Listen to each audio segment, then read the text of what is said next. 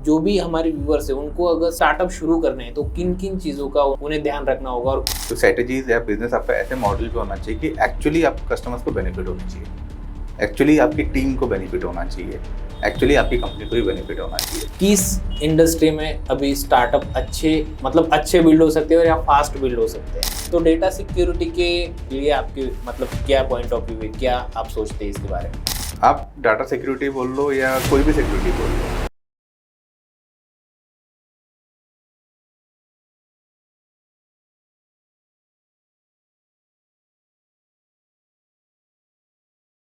Hello guys, welcome back in our podcast. So आप सबको पता है कि द सोशल लर्न चैनल पे हम करंटली बिजनेस डायरीज की सीरीज शुरू की है, जिसमें हम अलग अलग स्टार्टअप फाउंडर्स और बिजनेसेस को यहाँ पे बुला के उनके साथ डिस्कस करते हैं उनके बिजनेस के बारे में, जिससे कि हम अलग अलग बिजनेस को समझ सके और आप तक नई information related to startups and business पहुंचा सके।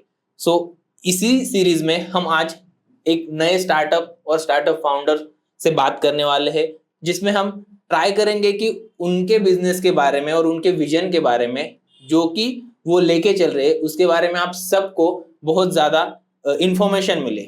और सबसे इंपॉर्टेंट बात, जो भी इंडिया में स्टार्टअप कल्चर शुरू हुआ है उसमें जो लोग शामिल होना चाहते हैं उनको मोटिवेशन मिले, और ये बहुत जरूरी चीजें हैं। सो आज जो स्टार्टअप फाउंडर या स्टार्टअप ओनर हमारे साथ आए, उनका बेसिकली निश है कि वो एक टेक इंडस्ट्री में अपना स्टार्टअप बना रहे हैं। सो उनको कौन सी दिक्कतें आई या कौन से चैलेंजेस आए और कितना एक्साइटिंग जर्नी उनकी रही है इस स्टार्टअप को बिल्ड करते हुए, इन सारी चीजों को आज हम जानने वाले हैं। एक बेसिक सी चीज मैं एक हम सर से कैसे मिले, जो भी हम आज इस पॉडकास्ट में डिस्कस करने वाले हैं, उससे पहले हम सर से कैसे मिले एक छोटी सी स्टोरी है मेरे पास, मैं वो शेयर करना चाहता हूँ। देन आफ्टर मैं आपको सर से जरूर इंट्रोड्यूस करूंगा। Last week I guess Nashik में एक स्टार्टअप रिलेटेड कुछ तो इवेंट था, ग्लोबल स्टार्टअप समिट करके, जिसमें मैं गया था मेरे दोस्त के साथ। फ्री एंट्री थी मेरी वैसे तो, क्योंकि वहां पे पासेस होते हैं, लेकिन दोस्त के साथ जाने की वजह से उसके साथ एक कोई तो अलाउ था एक और मेंबर आना, तो फ्री में एंट्री मिल गई। मैं गया, जाने के बाद मैंने वहां का इन्वायरमेंट देखा, वहां की एनर्जी देखी, और जो भी लोग वहां पे आए थे उनमें से कुछ लोगों के स्टार्टअप्स थे जो कि अच्छे खासे रन कर रहे थे। कुछ लोग एस्पायरिंग स्टार्टअप्स वाले लोग थे कि जो स्टार्टअप शुरू करना चाहते हैं और कुछ तो अपनी जिंदगी में अलग करना चाहते हैं, रादर देन जो भी लोग जॉब्स और इन सब के पीछे भाग रहे हैं रेगुलर लाइफ से अलग।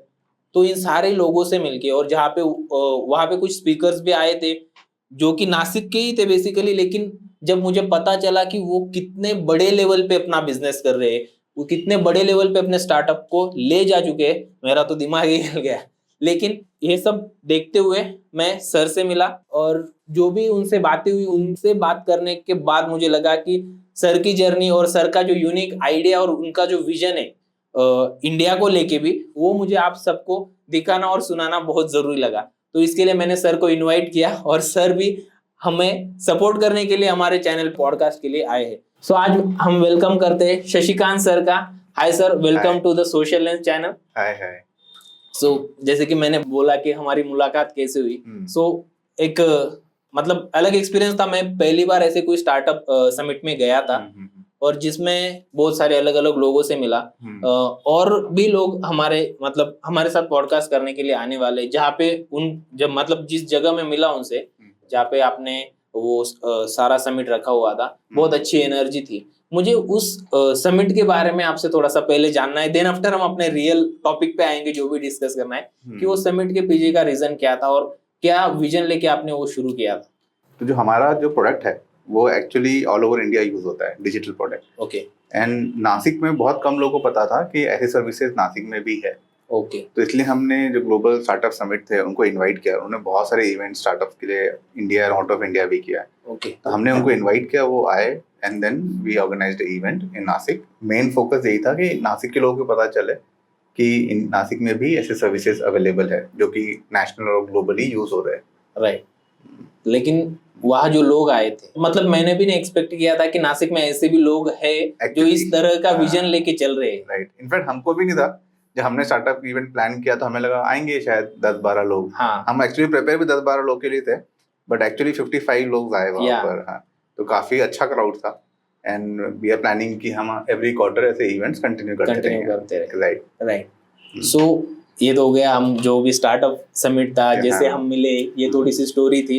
लेकिन आप बेसिकली मैं जानना चाहता हूँ कि आपका ये पहला स्टार्टअप है या फिर आपने अलग कोई चीजें भी ट्राई की है, और इस स्टार्टअप के बारे में भी थोड़ी सी जानकारी दो कि आपका विजन क्या है इसके बारे में, आप क्या करना चाहते हो। मतलब मुझे थोड़ी आइडिया कम है इस टेक इंडस्ट्री के बारे में। सो वो तो थोड़ा मेरा सा ये तीसरा स्टार्टअप है। तीसरा स्टार्टअप। हाँ, तो मेरा पहला स्टार्टअप मैं पहले ही एग्जिट मार चुका हूँ। ओके। एंड वो डेवलपमेंट एरिया में था, तो 10-12 साल मैंने वहाँ पर काम किया। Then I exited from that. उसके बाद वो सक्सेसफुल एग्जिट था, but I still hold 10% stake उस कंपनी में। कंपनी का नाम वो मैं अभी डिस्क्लोज नहीं कर सकता, बट सेकंड कंपनी जो थी वो फेलियर थी। उसका नाम मैं डिस्क्लोज कर सकता हूँ। तो उसका नाम पेज 3 नासिक था। एंड वो मीडिया एंड मार्केटिंग एरिया में ज्यादा फोकस था हमारा। ओके। बट वो मेरे को लगा कि हमने बहुत जल्दी स्टार्ट कर लिया नासिक को लेके। उस वक्त नासिक इतना रेडी नहीं था मीडिया और मार्केटिंग के लिए। हाँ, तो डिजिटल मीडिया मार्केटिंग उस वक्त मेरे ख्याल से ये 7 साल पुरानी बात है। मतलब 2018। हाँ, कोविड से 3 साल पहले, मतलब 15-16। हाँ 15-16 तब मैंने शुरू किया था। ओके, बहुत अर्ली था। हाँ, तो उस वक्त तो किसी को पता ही नहीं था कि ऐसा कुछ करना भी होता है, ऐसा कुछ होता भी करके। हाँ। तो अभी भी आप देखोगे यूट्यूब में तो पेज 3 नासिक नाम का एक चैनल रहेगा, तो वो हमने शुरू किया था। तो बट अगेन टू अर्ली था, तो हमको फिर बैकआउट करना पड़ा उसमें से। देन बिफोर जस्ट कोविड हमने ये नेटस्पेस इंडिया नाम की कंपनी शुरू की। इसका मेन फोकस ये था कि इंडिया में जो वेब सर्विसेज है, डिजिटल सर्विसेज है एज ए इंफ्रास्ट्रक्चर, वो बहुत सारी कंपनियां जो है वो इंडिया की नहीं है जो सर्विसेज देती है। जो आउट ऑफ इंडिया कंपनीज है जो इंडिया में आके इंडिया के सर्विसेज देती है, और इंडिया का डाटा बाहर स्टोर करते हैं। तो मेरे को लगा कि ये बहुत बड़ा गैप है एंड इसको कवर कर सकते हैं हम लोग। तो देन वी स्टार्टेड नेटस्पेस इंडिया, जिसका मेन फोकस था कि वेब सर्विसेज इंडिया में हम प्रोवाइड करें और इंडियन कंपनी द्वारा प्रोवाइड किया जाए, ताकि इंडिया का डाटा और इंडिया का पैसा इंडिया में ही रहे। ओके। जैसे कि आपने बोला कि बहुत सारी कंपनीज, सो आप इलेबोरेट करके बता सकते हो कि किन कंपनीज को आप कंपटीशन देने वाले हो ग्लोबली? ग्लोबली तो मेरा फोकस मेजरली इंडिया है। हाँ। बट जैसे ग्लोबल की बहुत सारी कंपनी जैसे ब्लू होस्ट हो गए, गोरेडी हो गया, बिग रॉक, जो भी नाम आप सोचोगे वो सब के सब नॉन इंडियन कंपनी है। ओके। तो नॉन इंडियन कंपनी से मुझे कोई प्रॉब्लम नहीं है, बट क्योंकि इंडिया का डाटा वो इंडिया के बाहर ले जा रहे हैं, और इंडिया के जो न्यू पॉलिसीज है वो प्राइम मिनिस्टर भी बोलते हैं कि डाटा इज न्यू गोल्ड। जितने बड़े इंडस्ट्रियलिस्ट है वो बोलते हैं कि India data is new oil. Okay. तो कुछ लोग गोल्ड बोल रहे हैं, कुछ ऑयल बोल रहे हैं, बट मतलब प्रीशियस है। हाँ, प्रीशियस है। एंड आई थिंक कि उसको इंडिया में रखना बहुत जरूरी है। इसलिए हमने नेटस्पेस इंडिया को फोकस किया था कि हम लोग डाटा इंडिया में ही रखेंगे, और इंडियन कस्टमर्स को जो इंडियन की रिक्वायरमेंट होती है, देखो आज के डेट पे भी लोग अगर फॉरेन कंट्रीज में जो कंपनीज है, अगर वो उनका डाटा देखोगे, उनके सर्विसेज देखोगे, तो वो लोग एक ग्लोबल स्टैंडर्ड मेंटेन कर रहे हो, इंडिया फोकस नहीं है। ओके। तो उनको अगर सपोर्ट चाहिए तो वो मेल डलवाएंगे आपसे, टिकट डलवाएंगे, एंड देन उसके बाद फोन सपोर्ट नहीं रहता। तो ये सब जो गैप्स थे वो हमने नेटस्पेस इंडिया में कवर करने की कोशिश की।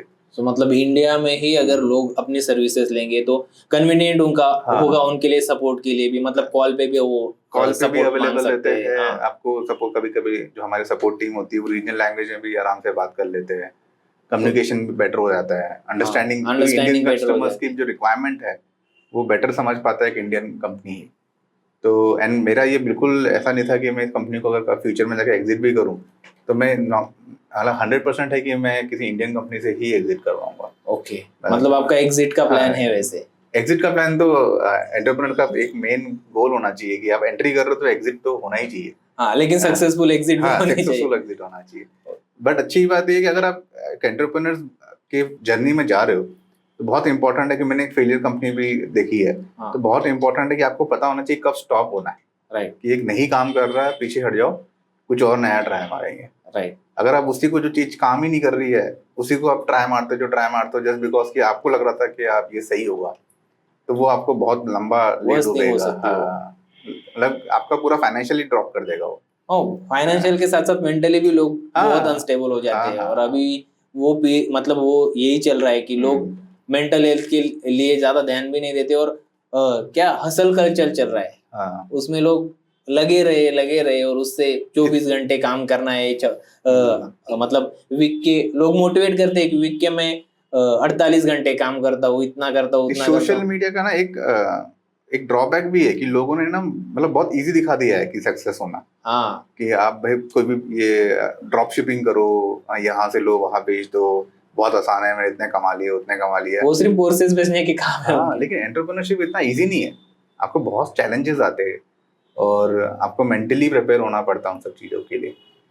फाइनेंशियली तो होता ही होता है, कस्टमर सपोर्ट, आपकी टीम, मैनेजमेंट, आपका सराउंडिंग, आपके वेंडर्स, इन सबको समझना और फिर उसको हैंडल करना। इंस्टाग्राम पे 30 सेकंड्स के रील में बताना बहुत इजी होता है, हाँ बट उसको कभी कभी 30 साल लग जाते हैं, वो 30 सेकंड की रील बनाने के लिए। हाँ, तो वो कोई नहीं देखता कि भाई उसमें पीछे मेहनत कितनी है। राइट। तो इतना इसलिए बहुत इंपॉर्टेंट है कि अगर आपको लग रहा है कि आप कोई बिजनेस करना है, आप शुरू कीजिए, थोड़े दिन उसको देखिए कैसा उसका रेवेन्यू है, कैसा आप उसको हैंडल कर पा रहे हो और कैसा उसका फ्यूचर है। फ्यूचर है। अगर आपको लग रहा है कि नहीं यार ये काम नहीं करेगा, तो कोई शर्म की बात नहीं पीछे हटना। राइट। एंड फेलियर इंडिया में एक टैबू माना जाता है, बट मेरे ख्याल से फेलियर होना बहुत जरूरी है। उससे बहुत अलग अलग चीजें एक्सप्लोर भी की जा सकती है। ओके, हमें ट्राई किया, नहीं काम किया, फिर से करो, कुछ नया करो, उसमें कुछ शर्म आने वाली तो बात नहीं है। नहीं बिल्कुल नहीं।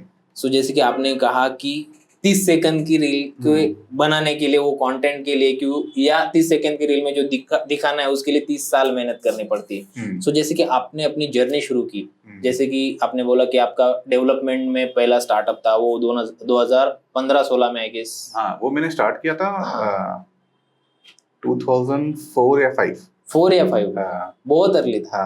तो उस वक्त तो डेवलपमेंट कोई ज्यादा करता भी नहीं था। हाँ, तो मेरा बिजनेस का ये रहता है कि उस इंडस्ट्री में जाओ, उस प्रोडक्ट को पकड़ो जो ज्यादा को लोग बात नहीं कर रहे उसके बारे में। तब जैसे ये जो कंपनी में शुरू करा, इसमें ज्यादा का फोकस है डाटा पे। आज के डेट पे डाटा पे कोई फोकस नहीं कर रहा। नहीं, लोग ज्यादा बात कर रहे हैं एंटरटेनमेंट के, 30 सेकंड्स के शॉर्ट्स के, या फिर आपके हाउ कूल आई एम, वो सब दिखाने में ज्यादा इंटरेस्टेड है, बट कोई डाटा की बात नहीं कर रहा है। इनफैक्ट आप भी इस मीडिया फील्ड में हो, तो आपको जितने शूट करने के जो वीडियो होते हैं, रॉज होते हैं, वो कहीं ना कहीं तो रख ही रहे हो आप। तो डाटा रिक्वायरमेंट हर एक की है, चाहे किसी भी फील्ड में। राइट। तो मेरा फोकस अभी डाटा की तरफ ज्यादा है इस इंडस्ट्री में, क्योंकि मेरे को लगता है अगले 5 साल में हर किसी को डाटा चाहिए, हर किसी को स्टोरेज सोल्यूशन चाहिए।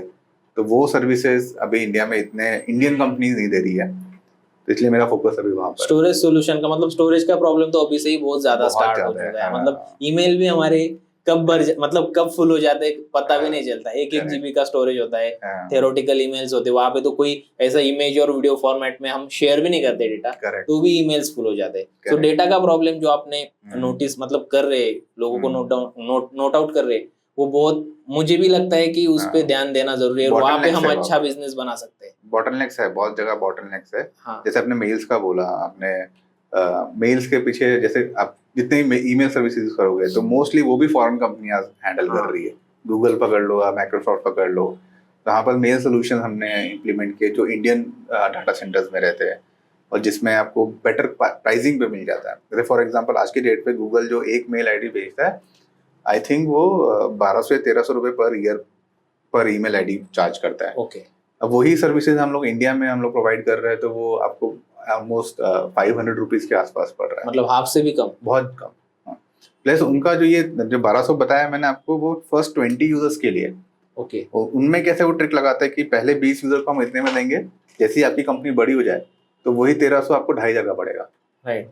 तो जैसे जैसे आपकी कंपनी बड़ी होती रहती है, वो प्राइस बढ़ाते जाते हैं, और लोग मतलब कंपनी भी यूज्ड हो जाती है वो सर्विस के लिए, तो उनको शिफ्ट करना भी थोड़ा सा दिक्कत। माइग्रेशन आपको, अगर सपोज आपके मान लीजिए आपने 10 टीम लोगों से शुरू किया, कल को आपको 150 लोग हो गए, तो 150 लोग का मेल का डाटा माइग्रेट करना इतना आसान नहीं है। तो वो गूगल को पता है या बड़ी कंपनी को पता है, तो इसलिए वो लोग फोकस करते हैं कि शुरुआत में आप सस्ते में दे देते हैं, क्लेवरली गेम खेलते हो। राइट।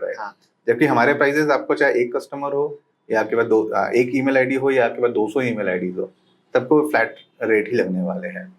तो and we are open to migration, मतलब हमारे सारे सिस्टम ऐसे डिजाइन होते हैं कि अगर आपको डाटा मूव करना है, तब एक बटन दबाओ तो एक्सपोर्ट हो जाएगा। वो आप चाहो तो किसी भी जगह इंपोर्ट कर लो, मतलब माइग्रेशन अलाउड है, उसमें कोई रोक टोक नहीं है, अलाउड है, और बहुत सिंपल बनाया हमने। उन लोगों ने भी, उनके पास भी अलाउड है, बट वो बहुत कॉम्प्लेक्स बनाया उन्होंने। मतलब रोकते रहते हैं हर बार? नहीं, रोकते नहीं है, बट वो कॉम्प्लेक्सिटी इतना कर देते हैं कि आपको एक टेक्निकल टीम लेके आनी पड़ेगी वो समझने के लिए कि इसको कैसे करे। तो वो चीजें कॉम्प्लेक्स हो जाती है, फिर लोग बोलते छोड़ यार जो चल रहा है चलने देते हैं, तो वो एक्सपेंसिव भी हो जाता है और कहीं ना कहीं वो डाटा के पॉइंट ऑफ व्यू के इंडिया के बाहर डाटा रख रहे हो हाँ, ऐसे तो वो तो अनसिक्योरिटी लगी ही रहती है। इनसिक्योर नहीं बोलूंगा मैं, क्योंकि अब इंडिया के जो न्यू रूल्स आए, आईटी लॉज आए, उसके हिसाब से भी आपको अभी तो इन्होंने इतना स्ट्रिक्ट नहीं किया है, बट अभी धीरे धीरे आगे जाके और स्ट्रिक्ट करेंगे वो। आईटी लॉज के तो मैं हम वो देख ही रहे हैं, हमारे भी बहुत सारे सॉफ्टवेयर से जो कि ऑब्वियसली कि इंडिया के नहीं है, बाहर के है, जो हम हाँ। अपने यूजर्स के लिए या अपने क्लाइंट्स के लिए यूज करते हैं, उसमें भी हमें बहुत सारी दिक्कतें फेस करनी है। तो आईटी लॉज के बारे में भी आप थोड़ा सा डिस्क्राइब कर दोगे, क्या क्या है और किन चीजों का हमें ध्यान रखना होगा? आईटी लॉ में सबसे इम्पोर्टेंट जो लॉ फैक्टर अभी निकाला है, अभी मैं लॉ नहीं बोलूंगा, अभी एक कंसीडर है पॉइंट पे कि इंडिया का डाटा इंडिया में है, बेसिक रूल्स। इसके हाँ। कारण आपका टिकटॉक भी बैन बंद हुआ किया था, क्योंकि वो इंडिया में डाटा नहीं रख रहे थे। हाँ, तो ऐसे बहुत सारे सर्विसेज है जो इंडिया में डाटा नहीं रखते हैं। तो गवर्नमेंट ऑफ इंडिया का फोकस है कि धीरे धीरे धीरे धीरे इंडिया का डाटा इंडिया में रहे। हाँ। इसलिए बहुत सारी कंपनी या तो इंडिया छोड़ के, जैसे आपको पता होगा नॉर्ड वीपीएन एंड ये सब चीजें, हाँ, हाँ, ये लोग भी इंडिया छोड़ के चले गए। राइट। रीजन यही था कि इंडिया ने रूल्स स्ट्रिक्ट करने शुरू कर दिए।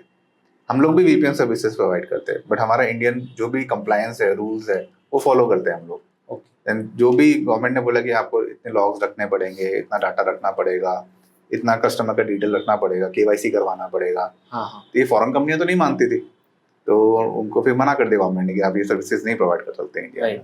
बट हम लोग दे रहे हैं अभी सर्विसेज। तो मतलब गवर्नमेंट डायरेक्टली नहीं, लेकिन इनडायरेक्टली धीरे धीरे धीरे-धीरे कर अपने रही है। सिक्योरिटी टाइट करने में हाँ, लगी हुई है। करने वाली है। और इसके चक्कर में मेरे को लग रहा था कि यार it's a great opportunity Indian companies के लिए कि हम डाटा के as a data as service हम लोग कुछ कंपनी शुरू करें। मतलब अगर आप सर्विस डिस्क्राइब करना चाहो, जैसे कि मुझे पता है ऊपर ऊपर की डोमेन सर्विसेज होती है, होस्टिंग सर्विसेज होती है, जो कि किसी को अगर वेबसाइट बनानी रही, जितना मुझे आइडिया है, ऑब्वियस है कि मैं इसमें ज्यादा मुझे आइडियाज नहीं है, जितना मुझे आइडिया है कि डोमेन का परचेज करना पड़ता है और डोमेन को होस्ट करने के लिए होस्टिंग परचेज करनी पड़े, जिसपे हम अपनी वेबसाइट्स बना सकते हैं। तो और किन किन चीजों से आप, मतलब और कौन सी चीजें जो आप नेट स्पेस इंडिया में प्रोवाइड करते हो और जिससे कि इंडियन बिजनेसेस को हेल्प हो सके? जहां भी डाटा यूज हो रहा है, चाहे वो आपका वो वेबसाइट पे हो रही हो, चाहे आपका नेटवर्क में हो रहा हो, चाहे आपका वो फाइल स्टोरेज में हो रहा है, चाहे वो आपका ईमेल्स में हो रहा है, जहां पर भी डाटा है वहां पर हम लोग अपनी सर्विसेज प्रोवाइड करते हैं। फॉर एग्जांपल आपने बोला कि डोमेन एंड वेब होस्टिंग, वो तो हम प्रोवाइड करते हैं, बेसिक्स है वो तो। उसके बाद आपके ईमेल सर्विसेज हो गए, वो हम लोग प्रोवाइड करते हैं। हमारे पास क्लाउड स्टोरेज है। क्लाउड स्टोरेज भी, मतलब AWS जैसा? हाँ, AWS जैसा। ओके। तो हम लोग मैं खुद AWS सर्टिफाइड हूँ, तो मैंने पहले एग्जाम्स दिए उनको ये समझने के लिए कि उनका आर्किटेक्ट कैसा है, काम करता है, क्या क्या सर्विसेज वो देते हैं। तो वो समझने के बाद जो जो सर्विसेज वो देते हैं, अब वो लाखों सर्विसेज देते होंगे, बट इंडियन कस्टमर को वो सब नहीं चाहिए, उनकी प्राइसिंग भी बहुत ज्यादा बढ़ जाती है और उनकी नीड भी कम है। इंडियन कस्टमर जितनी चाहिए उतने में फिर कम प्राइस में हम दे सकते हैं। करेक्ट। तो फिर हम जो सर्विस क्लाइंट को चाहिए वही देंगे ना, बाकी चीजों के लिए क्यों चार्ज करें। तो फिर धीरे धीरे हमने फिर वो समझ के कि इंडियन कस्टमर को क्या चाहिए, उसके हिसाब से हमारा खुद का क्लाउड सर्विस हमने इम्प्लीमेंट करा है। ऐसे धीरे धीरे हमने प्रोडक्ट्स ऐड करते गए। जैसे पहले VPN नहीं करते थे हम लोग, फिर जब नॉर्ड VPN को इंडिया ने बोला कि ऐसे ऐसे आपको करना पड़ेगा यार, जो भी VPN सर्विस, हमें लगा कि यार एक और अपॉर्चुनिटी है जहाँ पर नेटवर्क सिक्योरिटी की बात आ रही, डाटा कम्युनिकेशन हो रहा है, तो फिर हमने VPN सर्विसेज चालू की। तो फिर हमने हमारे खुद के राउटर्स लेके आ रहे हैं अभी हम लोग। ओके। इनफैक्ट कुछ राउटर्स है जो आपको डाटा इंक्रिप्शन करते हैं, कि आपका डाटा जब किसी और जगह जा रहा तो है इनक्रिप्ट होके जाए, तो वो उस राउटर पे हम लोग, अभी हमारा एक राउटर लॉन्च हुआ है, ऐसे ही हमारे 4-5 सीरीज ऑफ राउटर हम लॉन्च करेंगे। तो नेटवर्क हो गया, आपका स्टोरेज हो गया, आपके वेबसाइट्स हो गए। हम लोग निक्सी से भी हम रजिस्ट्रार बनने वाले हैं, तो हम निक्सी से भी वेरीफाइड हो जाएंगे कि हम लोग खुद का .in.com हम लोग रजिस्टर कर, .com तो नहीं .in भेज सकते हैं।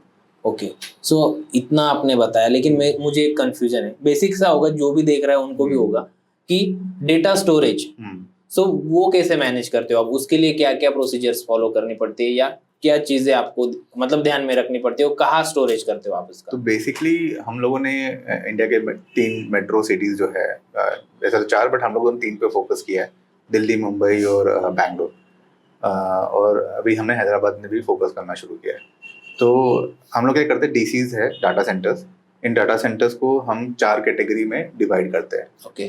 Tier 1, Tier 2, Tier 3, Tier 4, like cities. हाँ, जैसे सिटी, बस सिटीज में उल्टा होता है। Tier 1 बोलो तो सबसे बेस्ट सिटी, डाटा सेंटर में उल्टा होता है। ओके। कि Tier 1 बोलो सबसे खराब। ओके। टीयर 4 इज द आज की डेट पे मतलब बेस्ट होता है। ये पूरे वर्ल्ड में इसी कैटेगरी में डाटा सेंटर्स को डिवाइड किया जाता है। तो हम लोग कोशिश करते हैं कि इंडिया के जो बेस्ट डीसीज है जो टीयर 4 कैटेगरी में आते हैं वहाँ पर हम सर्वर्स अपने जो खुद के सर्वर्स होते हैं वहाँ पर कोलोकेट करें, फिर वहाँ पर जो सर्विसेज क्लाइंट्स को चाहिए वो हम लोग वहाँ पर, जैसे आपका वेब होस्टिंग हो गया, फाइल स्टोरेज हो गया, क्लाउड सोल्यूशन हो गए, नेटवर्क सोल्यूशन हो गए, तो वहाँ हम अपने अपने सर्वर्स इंप्लीमेंट करके वो सर्विसेज इंप्लीमेंट करते हैं। डेटा सेंटर्स जो भी आपने बोला कि आप टीयर 1 टीयर 2 या आपने 3 अलग अलग सिटीज में और हैदराबाद भी आप टारगेट कर रहे हैं, उनका मतलब अच्छी मतलब टीयर 4 ही क्यों डेटा सेंटर आप चूज करते हो, उसके पीछे का रीजन क्या है? तो 4 टीयर्स मैंने बताया आपको। टीयर 1 का मतलब तो ये हो गया कि आपने घर में कंप्यूटर लगा लिया, हाँ, और ऑफिस के अंदर लगा लिया और आपने इसको सर्वर बोल दिया, बोला कि ये मेरा डाटा सेंटर है। डेटा सेंटर जैसे लोग बड़े बड़े ऑफिस में लगाते भी है, एक रूम को एसी लगा दिया, पावर कनेक्शन लगा और दिया, खुद का डेटा सेंटर खुद पे। खुद का लगा, वो टीयर 1 बोलते हैं उसको हम लोग। ओके, टीयर 1 का मतलब ये होता है कि एक पावर सोर्स है, मतलब आपका जब बाहर से लाइन आ रहा है, और एक आपका इंटरनेट कनेक्शन है, तो आपने उसमें सर्वर सेटअप कर दिए, तो वो टीयर 1 कैटेगरी में आते हैं। टीयर 2 में क्या होता है कि आपके मल्टीपल इंटरनेट कनेक्शन होंगे, कि आपने एक एयरटेल का ले लिया, जियो का ले लिया, बट एक वक्त में एक ही कनेक्टेड है। तो उससे क्या होता है कि एक डाउन होगा तो आपको दूसरा पिन लगाने में टाइम लगता है। तो टीयर 1 में आप बोल सकते हो कि वो 99.4% की गारंटी देते हैं डेटा सिक्योरिटी, डाटा सिक्योरिटी नहीं, अप टाइम की। ओके, तो 99.4 सुनने में अच्छा लगता है, बट पूरे साल में आप कैलकुलेट करोगे तो ऑलमोस्ट 28 घंटे का डाउन टाइम होता है। ओके, तो अगर मतलब पूरे दिन में, पूरे साल में आप 1-1.5 दिन आपका सर्वर बंद रह सकता है एज पर डॉक्यूमेंटेशन। हाँ, टीयर 1 में। टीयर 2 में आप मान के चलो 99.6% पे आ जाएंगे वो लोग, तो वो भी ऑलमोस्ट आप 12-13 घंटे का डाउन टाइम मान लो। टीयर 3 में क्या होता है, जो कि इंडिया में मैक्सिमम आप मान लो कि 60% डाटा सेंटर टीयर 3 में आते हैं। ओके, 60 में ज़्यादा होंगे, 70-75% होंगे।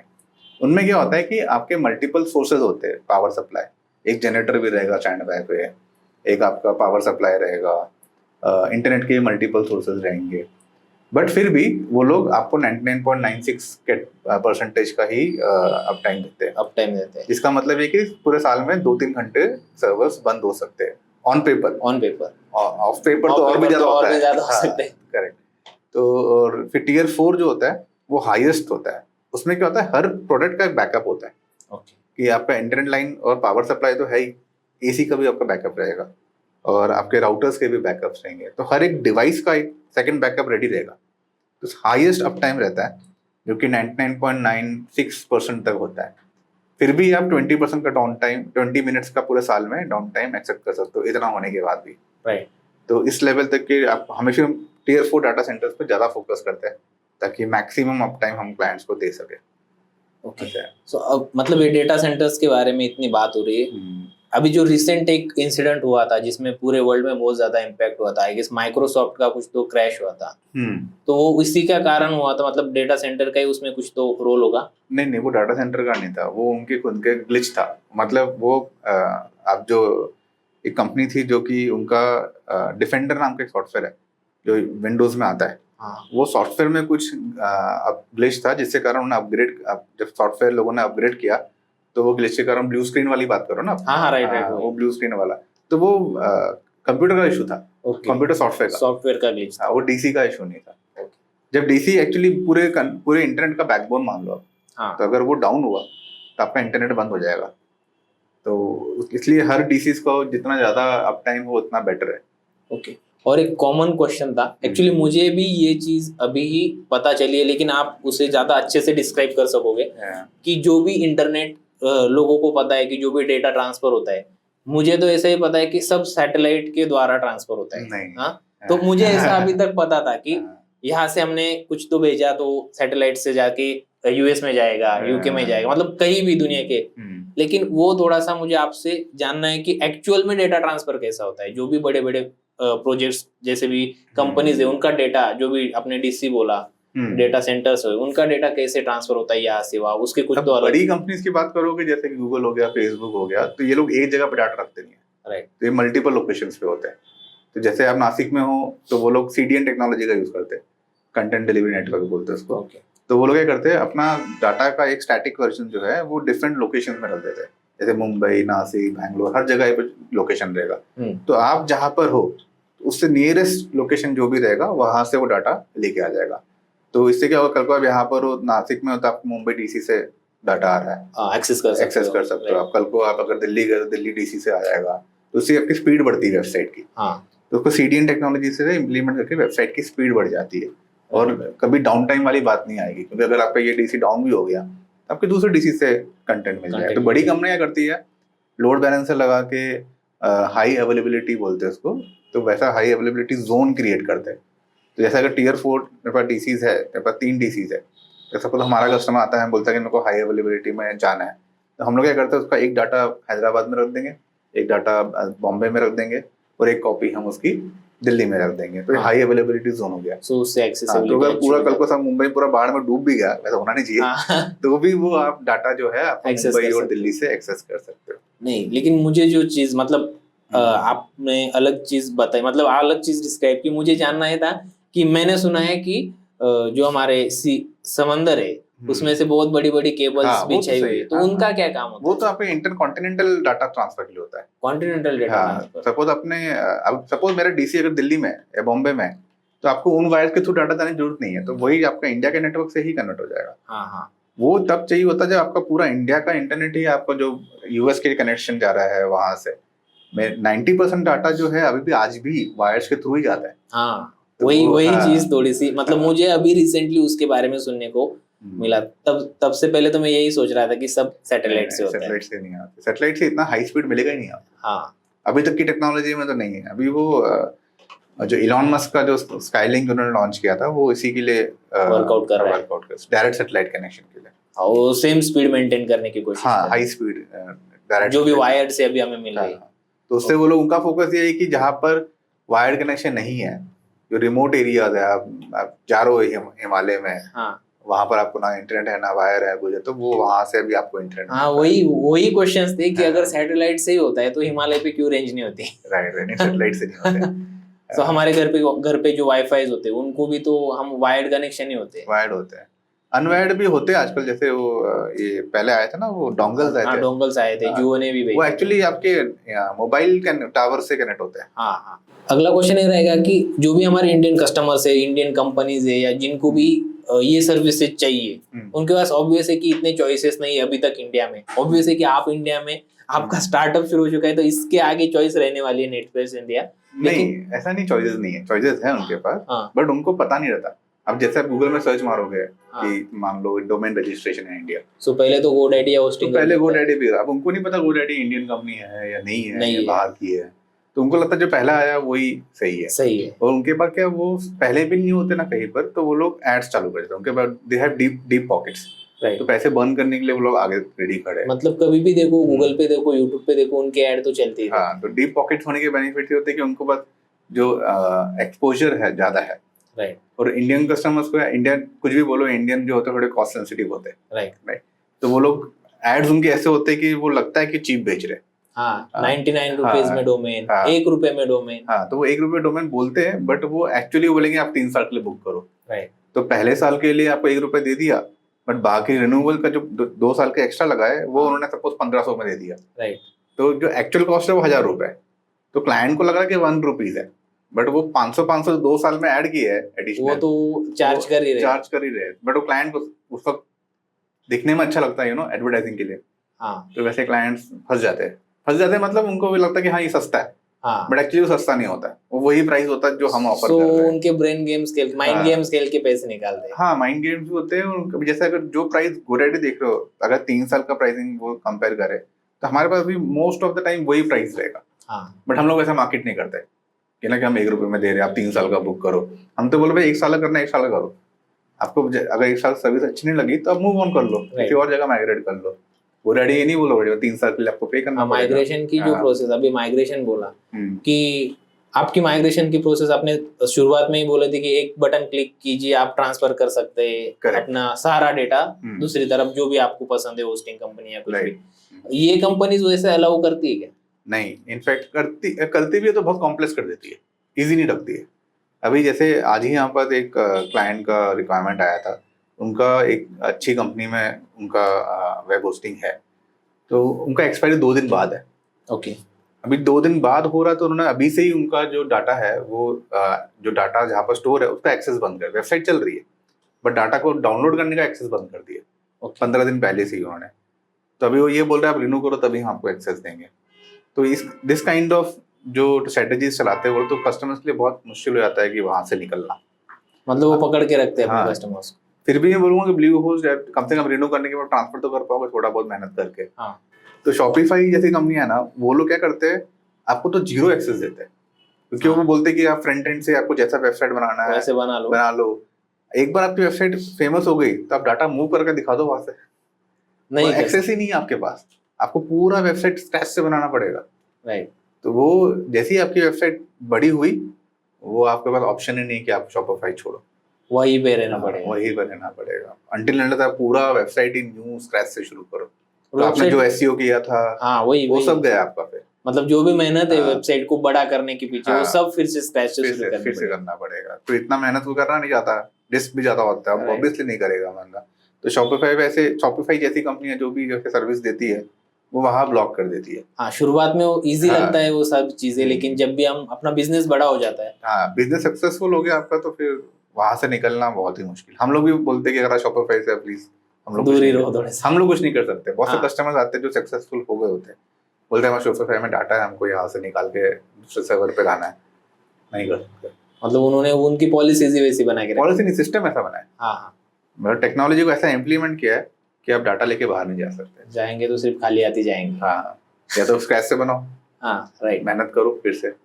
सो जैसे कि ये बड़े बड़े बिजनेसेस बनते हैं, सो हमें मतलब हमारे जो भी व्यूवर्स है उनको थोड़ा सा जानना है, मतलब जानने में अच्छा लगेगा कि बिजनेस के आप थोड़े से फंडामेंटल्स उनके साथ शेयर करो कि जैसे भी स्टार्टअप कल्चर इंडिया में चल रहा है, जैसे कि हमारा भी अब स्टार्टअप है, आपका भी नेट स्पेस इंडिया करके, जो भी आपने अब 3-4-5-6 साल से आई गेस इसमें मेहनत कर रहे हो और आपके विजन्स भी देखे कि आपको बहुत बड़ी इंडियन बेस्ड होस्टिंग कंपनी या वेब सर्विसेज की कंपनी बनानी है। सो जो भी हमारे व्यूअर्स है उनको अगर स्टार्टअप शुरू करने हैं तो किन किन चीजों का उन्हें ध्यान रखना होगा और किन मतलब कौन सी रिस्क उनके सामने आने वाली है जिन्हें उन्हें फेस करके आगे बढ़ना होगा। पहली बात तो आपको हर बिजनेस शुरू करने पहले आपका विजन क्लियर होना चाहिए कि आप करना क्या चाहते हो। मतलब जैसे अभी हमारा चाहे जो भी प्रोडक्ट हो, हमारे 3 बेसिक पॉलिसीज रहते हैं कि विन विन विन होना चाहिए। ओके विन विन विन में किस चीज का विन होना चाहिए? एक विन होना चाहिए कस्टमर्स के लिए, एक विन होना चाहिए आपके टीम के लिए और एक विन होना चाहिए कंपनी के लिए। Right. तो स्ट्रेटेजीज या बिजनेस आपका ऐसे मॉडल पे होना चाहिए कि एक्चुअली आपको कस्टमर्स को बेनिफिट होने चाहिए, एक्चुअली आपकी टीम को बेनिफिट होना चाहिए, एक्चुअली आपकी कंपनी को भी बेनिफिट होना चाहिए। ऐसा ना कि सिर्फ कंपनी को बेनिफिट हो रहा है, टीम को बेनिफिट नहीं हो रहा, या फिर टीम को बेनिफिट हो रहा है कंपनी लॉस में जा रही है। तो ये तीनों का बैलेंस होना बहुत इंपॉर्टेंट है। तो कोई भी बिजनेस करे आप, ये तीनों को आप कंसिडर करना बहुत जरूरी। कस्टमर्स भी इंपॉर्टेंट होते हैं, तो कस्टमर्स का भी विन होना बहुत जरूरी है। ऐसा ना हो कि आप कस्टमर्स का विन के चक्कर में आपने कंपनी का लॉस करा रहे हो, या कंपनी के विन के चक्कर में कंपनी लॉस में, तो फिर कंपनी बंद होनी ही है। राइट। सेकेंडली, अगर कंपनी के विन के चक्कर में कस्टमर्स को अच्छा नहीं देख रहे हो आप, तो भी कंपनी बंद होनी। ये तीनों का बैलेंस होना बहुत जरूरी है, चाहे कोई भी बिजनेस कर रहा है। और ये तीनों को बैलेंस करने के लिए आपको चाहिए टाइम लगाना पड़ता है और आपको मेहनत करनी पड़ती है, अच्छी टीम बनानी पड़ती है। पहली बात तो इंडिया में बहुत वो भी रहता है कि सारा खुद ही करो। हाँ, वैसा नहीं होगा, आपको टीम बनानी पड़ेगी। आप हर चीज के एक्सपर्ट नहीं होते, राइट। तो जो चीज का एक्सपर्ट है उसको लेके आइए टीम में। आप ये भी होता है कि लोगों को लगता है कि यार इतने महंगे लोग कहाँ से लेके आऊंगा मैं। लोग आते अगर आपके तीनों चीजें कवर है विन विन विन वाले, क्योंकि अगर आपकी टीम में कोई लेके आ रहे हो और आपकी स्ट्रेटेजी ऐसी कि आपकी टीम को भी फायदा हो रहा है हर कस्टमर ज्वाइन करने से या फिर हर कोई भी स्टेप्स लेने से, तो उससे क्या होता है कि जो अच्छा बंदा भी है ना, वो कम पैसों में भी आने के लिए तैयार हो जाता है, क्योंकि वो लॉन्ग टर्म विजन देखता है, कंपनी के विजन पे काम करते हैं। करेक्ट। ऐसा है। तो मेरे लिए तो यही सजेशन है कि भैया जो भी एंटरप्रेन्योरशिप शुरू कर रहे हैं वो विजन लेके चले कि मुझे क्या करना है, क्लियर होना तो तीनों चीजों को कवर करे, कस्टमर, टीम एंड कंपनी। और आपके हिसाब से किस इंडस्ट्री में अभी स्टार्टअप अच्छे बिल्ड हो सकते हैं और या फास्ट बिल्ड हो सकते हैं? वो तो किसी भी फील्ड में आप, मतलब इंडिया में तो आप पत्थर भी बेचने जाओगे तो बिकते हैं। हाँ, बट बेचना आना चाहिए आपको, बेचना आना चाहिए। एक हर एंटरप्रेन्योर को ना एक सेल्समैन होना चाहिए। पहली बात तो अगर वो अच्छा सेल्समैन है तो वो चाहे प्रोडक्ट जो भी है वो बेच देगा। हाँ मतलब अपने वो चाइना में एक बंदा है ना जो लिपस्टिक बेचता है। हाँ हाँ, उनका बिजनेस हाँ। मतलब वो एक देखा हमने। हाँ, तो वो बंदा तो लिपस्टिक ही बेचता है, जबकि लड़का है वो, बट वो अच्छा सेल्समैन है, तो अच्छे से रिप्रेजेंट कर सकता है, सब कुछ कर सकता बहुत है। बड़ी कंपनी बना ली उन्होंने। हाँ, तो मतलब अगर आप अच्छे सेल्समैन हो और आपका प्रोडक्ट भी अच्छी है और आपका जो 3 विजन है, जो आपने 3 एरिया कवर कर रखे हैं, तो आप अच्छा कर लोगे। इसके लिए मराठी में एक क्या बोलते हैं उसको, म्हण आहे हम्म, की ज्याला बोलता येतं त्याचे कुळीत पण विकले जातात आणि ज्याला बोलता येत नाही त्याचे गहू पण विकले जात नहीं। हाँ, मतलब गेहूं और ये समझा मेरे को। हाँ। तो हाँ, ऐसा था, बोलना आना चाहिए, सेल्स करने आनी चाहिए अगर बिजनेस खड़ा करना चाहते हो तो हाँ, ये बहुत correct। इंपॉर्टेंट चीज है। ये तीनों चीजें कभी कभी क्या होता है कि आप तीनों चीजें सही भी कर रहे हो, कि आपके कस्टमर भी विन है, आपकी टीम भी टीम भी विन विन है, है, आपकी कंपनी भी। कंपनी का भी विन है, बट आपकी टाइमिंग खराब है।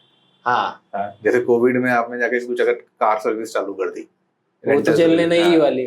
तो वो टाइमिंग का इशू है। तो कभी कभी टाइमिंग भी, जैसे मैंने आपको सेकंड कंपनी के बारे में बताया था, वो टाइमिंग गलत हो गई थी मेरी, कि मैं बहुत जल्दी आ गया उस इंडस्ट्री में, तो वो फेल हो गया। सिमिलरली अगर आप अभी कुछ ऐसा बिजनेस करो जिसमें कि आपकी टाइमिंग खराब है, तो वो फेल होने के चांसेस ज्यादा होते हैं। मतलब टाइमिंग का भी ध्यान रखना हाँ, चाहिए, timing मतलब का मार्केट को आपको R&D करना चाहिए रिसर्च कि करना इस पड़ेगा। वक्त क्या चल रहा है, Correct। उसके हिसाब से ही अपने कुछ तो बिल्ड करने के पीछे लगना चाहिए। करेक्ट करेक्ट, टाइमिंग भी इम्पोर्टेंट है। टाइमिंग इम्पोर्टेंट है। और एक सवाल था सर, जैसे कि आपने बोला है कि इंडिया का डेटा इंडिया में रहना चाहिए, फॉरेन कंपनी मतलब जो भी फॉरेन कंपनीज का नाम लेना नहीं, लेकिन बाकी के लोग मिसयूज कर सकते हैं डेटा के, तो डेटा सिक्योरिटी के लिए आपके मतलब क्या पॉइंट ऑफ व्यू है, क्या आप सोचते हैं इसके बारे में? आप डाटा सिक्योरिटी बोल लो या कोई भी सिक्योरिटी बोल लो, सबसे ज्यादा इम्पोर्टेंस होता है कि कस्टमर अवेयरनेस। हाँ, कस्टमर को पता होना चाहिए कि भैया मेरा डाटा कहाँ है, और कैसे इसका यूज हो रहा है। यूज कैसे हो रहा है, वो तो भी मतलब यूज करने वाले पर डिपेंड है, बट अगर सपोज आपका डाटा में आपका कंट्रोल नहीं है, मान लीजिए आप कार ले रहे हो, आपने अच्छी कार ले ली, उसमें सारे सिक्योरिटीज है, बट लेके आप वो पहाड़ से कूद गए, हाँ, सो तो फेल ही होने फेल वाली होने वाला है। तो सिमिलरली अगर आपने इंडिया में रखा भी है, आपने सारे सिक्योरिटीज भी इम्प्लीमेंट किए हैं, बट आपने खुद इतना अवेयरनेस नहीं है, आपको खुद नॉलेज नहीं है, तो सिक्योरिटी का ग्लोबल कॉन्सेप्ट यही है कि आपको पहले खुद अवेयर होना पड़ेगा कि आपको सेफ्टी के लिए क्या क्या चीजें करनी पड़ती है। राइट। तो कितनी भी सिक्योरिटी लगा लो, कितनी भी सेफ्टी देख लो, अगर आप खुद अवेयर नहीं हो, तो आप बैंक्स देख लो, बैंक्स में इतनी सिक्योरिटी होती है इंडिया में। इंडिया में सबसे ज्यादा सिक्योरिटीज होती है, क्योंकि बैंक फ्रॉड होते हैं। राइट। लोग अपना ओटीपी दे देते हैं लोगों को। हाँ, वो तो बहुत ज्यादा इसमें हो रहा है, तादाद में हो रहा है कि ओटीपी शेयर करते हैं, बैंक बैलेंस जीरो, स्कैनर में लोग करते हैं, मतलब कितने फ्रॉड्स होते हैं। वो इसलिए होते हैं, ऐसा नहीं कि इंडिया की सिक्योरिटी खराब है, अवेयरनेस कम नहीं है। है। तो वही सेम सिंपल फंडा है कि आपने अच्छी वेबसाइट बना ली, सब कुछ बना लिया, लेकिन आपके कोड आपने ऐसे बंदे से बनाए जितने सस्ते में बनाए हैं। हाँ, तो सारे आपने उसने कॉपी पेस्ट कर लिया कोड कहीं से, तो हैक होना, ये कितनी भी अच्छी वेबसाइट हो, कितना भी होस्टिंग अच्छा हो, वो हैक होना ही है। लोगों को एसएसएल क्या होता है वो भी पता नहीं होता। एसएसएल से बहुत बड़ा मिसकंसेप्शन है। रिसेंटली मैंने इसके बारे में बात भी की थी। एसएसएल को लोगों को लगता है कि एसएसएल लगाते वेबसाइट सिक्योर हो गई, हाँ, बट ऐसा होता नहीं है। ओके। एसएसएल का जो काम होता है वो बेसिकली ये होता है कि आपकी वेबसाइट का जो डाटा है, जब कोई विजिटर आपकी वेबसाइट पे आता है, तो वो विजिटर अपने ब्राउजर में वेबसाइट देख रहा है, तो वो ब्राउजर और सर्वर, इन दोनों के बीच में जो कम्युनिकेशन है वो सिक्योर हो, वो एसएसएल का काम है। वो एसएसएल का, हाँ, ये नहीं कि आपकी वेबसाइट सिक्योर कर दे। ओके। अगर आपने कोड खराब लिखा है तो वो तो हैक होगा ही। राइट। सर्वर का काम है कि आपको बेसिक सिक्योरिटी प्रोवाइड करे, Okay। बट सर्वर भी तब फेल हो जाएगा जब कोड खराब है आपका। Right, right. अगर कोड में ही आपने यूजर नेम पासवर्ड की जगह पे पासवर्ड लिखा है, फॉर एग्जांपल, बहुत ही लेमैन है बता रहा हूँ, कि पासवर्ड लिखा है वो स्टार स्टार की जगह पे आपने वो नॉन स्टार कर दिया, तो वो तो फिर सबको दिखेगा पासवर्ड, क्या लिखते हैं। तो वो कोड का इशू है, वो सर्वर का इशू नहीं है। राइट। तो इंडिया को लगता है, लोगों को लगता है कि भैया अगर मैं एसएसएल लगा दिया तो मेरी वेबसाइट सिक्योर हो गई। वेबसाइट सिक्योर, ऐसा नहीं होता। एसएसएल का काम है सिर्फ आपको एक पॉइंट से दूसरे पॉइंट में डाटा जा रहा है, मिडिल मैन बीच में ना है, ओके, जो डाटा रीड कर रहा है, इसके लिए एसएसएल लगता है। इसके लिए एसएसएल लगता है। और वो जो हैकिंग हो रही है अभी इंडिया में भी ज्यादा, मतलब पूरे ही वर्ल्ड में वही चीजें अब ज्यादा, क्योंकि आईटी में या मतलब डिजिटलाइज हो रहा है सभी जगह, सब मतलब बैंक्स डिजिटलाइज हो रहे हैं, सभी चीजें डिजिटलाइज हो रही है, उसी को ध्यान में रखते हुए हैकिंग की चीजें भी बहुत ज्यादा बढ़ रही है। तो उस पे अगर हम कंट्रोल करना चाहे तो किन चीजों की अवेयरनेस करना जरूरी है, कौन सी चीजें ध्यान में रखना जरूरी है? हैकर्स हमेशा ऐसे ये देखते हैं कि भैया आगे वाले बंदे का वीक पॉइंट्स क्या है, ओके, कि कहाँ कहाँ उसकी वीकनेस है, वहीं पर अटैक करेंगे। अभी अब जनरली 50% ऑफ जो लोग हैं इंडिया में अपने एटीएम में या तो अपना बर्थ डेट या एनिवर्सरी का डेट या बच्चे का बर्थ डेट नंबर या कार का नंबर, यही पासवर्ड्स भी तो वही होते हैं, मोबाइल पिन्स वही नंबर होते हैं के रैंडम। शुरुआत के 4 तो या हाँ, तो अगर मैं आपको अच्छे से जानता हूँ तो मैं आपके एटीएम का पिन मतलब 10-12 अटेम्प्ट में निकाल सकता हूँ। राइट। तो इतने तो बेसिक्स हमें पता होना चाहिए कि हमें जो ऑब्वियस आंसर्स है वो नहीं रखने चाहिए। तो इसलिए इम्पोर्टेंट ये कि अवेयरनेस, अगेन बात अवेयरनेस पे आती है। हैकर्स हमेशा वो देखते हैं कि आपका वीकनेस क्या है और वो वीकनेस पे आपका अटैक करेंगे। जैसे मैंने आपको कहा कि अगर वेबसाइट आपकी SSL है, सब कुछ है, लेकिन आपका कोड वीक है, गलत है, तो वीक कोड पे अटैक करेगा। ऐसा है। अगर आपका कोड स्ट्रांग है और आपका सर्वर वीक है तो वो सर्वर पे अटैक करेगा। तो ये सारी चीजों को ध्यान में रखना बहुत जरूरी होता है। हाँ, लेकिन ये तो अभी हो चुका है, बहुत सारे लोगों ने सब सेटअप कर दे।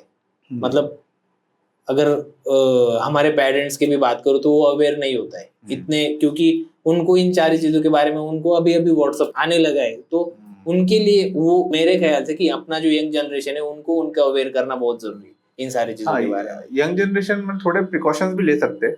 अब जैसे व्हाट्सएप बोला आपने कि आपका जो फोन नंबर है, लोग नॉर्मली फोन नंबर में एक ही फोन नंबर पे यूपीआई भी चला रहे हैं, एक ही नंबर है, व्हाट्सएप भी यूज कर रहे हैं, उसी में मेल भी यूज कर रहे हैं, उसी में आपका ऐप भी है। तो मेरे ख्याल से तो जो मैं नॉर्मली फॉलो करता हूँ कि मेरा जो बैंक वाला सिम है वो अलग ही रहता है। उसमें ना व्हाट्सएप रहता है, ना वो नंबर किसी को पता है, उसे OTP लेने के लिए देने के लिए होता है। हाँ।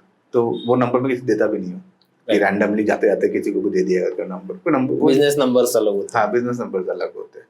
तो ऐसे आपको थोड़ी छोटी छोटी चीजें आपको प्रिकॉशनरी लेना पड़ेगा। तो अगर मम्मी पापा के पास आप दे रहे हो जिनको मतलब इतना बेसिक्स भी नहीं पता है कि व्हाट्सएप कैसे यूज करना है, क्या सिक्योरिटी है, तो उनके लिए कम्युनिकेशन के लिए अलग लाइन रखो और ये फाइनेंशियल चीजों के लिए अलग, जिससे कि ये फ्रॉड्स होने से बच सकते हैं। थोड़ा तो एक लेयर आ जाएगी। अभी जो करंटली मार्केट में सिचुएशन चल रही है कि सभी लोग बहुत ही फैसिनेटेड है about AI, blockchain and all. So इन सारी टेक्नोलॉजीज को आप किस नजरिए से देखते हो और इनको लेके आप क्या सोचते हो कि ये हमारे जो करंट स्टार्टअप्स है या कुछ भी है उनमें हम कैसे यूज कर सकते हैं इनको? AI is very powerful tool and वो हमारी इंडस्ट्री नहीं, आपकी इंडस्ट्री नहीं, हर इंडस्ट्री को आगे जाके अफेक्ट करेगा इन अ गुड वे। राइट। अब ऑब्वियसली हर टेक्नोलॉजी का कुछ लोग बैड यूज भी करते हैं, तो लोग होंगे जो इसको गलत तरीके से यूज करें, बट 90-95% लोग जो है इसको बेनिफिट ही आएगा AI से। अभी इसको इम्प्लीमेंट कैसे करते लोग AI को, जैसे चैट GPT तो बहुत फेमस है। इंडिया में लोगों को उसका अवेयरनेस ये पता है कि हाँ चैट GPT है, बट चैट GPT से बात कैसे करना वो भी एक स्किल है। प्रॉम्प्ट जिसे आप बोलते हो वो भी एक स्किल है। तो वहाँ लोगों को अपने आप को अपग्रेड करना पड़ेगा कि इंटरेक्ट कैसे करे AI से, AI का यूज कैसे करें। चैट GPT सिर्फ चैट GPT तक ही नहीं है, आपको उसके APIs आते हैं, API से आप और चीज़ें कर सकते हो, आप एनालाइजिंग कर सकते हो, बिग डाटा यूज कर सकते हो। एंड अगेन फिर वो सारी बातें आपको डाटा में ही आके कनेक्ट करेंगे, मतलब सभी चीजें आके डेटा तक आके डाटा पे आके रुकेंगे। तो डाटा ही इम्पोर्टेंट है, तो इसलिए आपको डाटा को लेके बहुत सीरियस होना पड़ेगा। सो जैसे कि आपने देखा कि आज के वीडियो में मतलब आज के पॉडकास्ट में हमने बहुत सारी अलग अलग चीजें सीखी रिगार्डिंग टेक इंडस्ट्री के स्टार्टअप्स। तो डेटा सिक्योरिटी कितनी ज़रूरी है, डेटा स्टोरेजेस कैसे होते हैं, होस्टिंग क्या होती है, डोमेन क्या होते हैं, उसके साथ ही डेटा ट्रांसफ़र कैसे होता है, किन चीज़ों का हमें ध्यान रखना चाहिए और टेक इंडस्ट्री में स्टार्टअप कैसे बिल्ड कर सकते हैं, इन सारी चीज़ों का हमने आज स्टडी किया और आपको मुझे पता है कि इन सारी चीज़ों से बहुत ज़्यादा हेल्प होगी। अगर आप भी किसी टेक फील्ड में स्टार्टअप बिल्ड करना चाहते हो तो इस पॉडकास्ट से आपको ज़रूर कुछ ना कुछ हेल्प मिली होगी। थैंक यू सर, आप यहाँ पे आए, आपने आपका प्रीशियस टाइम दिया और पॉडकास्ट में आप आए, थैंक यू वेरी मच। मैं होप करता हूँ कि अगली बार जब हमारी मुलाकात हो, एक और पॉडकास्ट करेंगे, तब आपका जो ये स्टार्टअप है ऑल ओवर मतलब इंडिया में बहुत सारे लोग आपके डोमेन और आपकी होस्टिंग पे अपनी वेबसाइट होस्ट करते होंगे। सो ये विजन रखते हैं कि अगला जो भी हमारा पॉडकास्ट होगा वो बड़े लेवल पे होगा, तब तक के लिए हम भी बहुत ज्यादा ग्रो कर चुके होंगे। Right. So thank you very much for coming. Thank you for calling. Thank you Gaurav.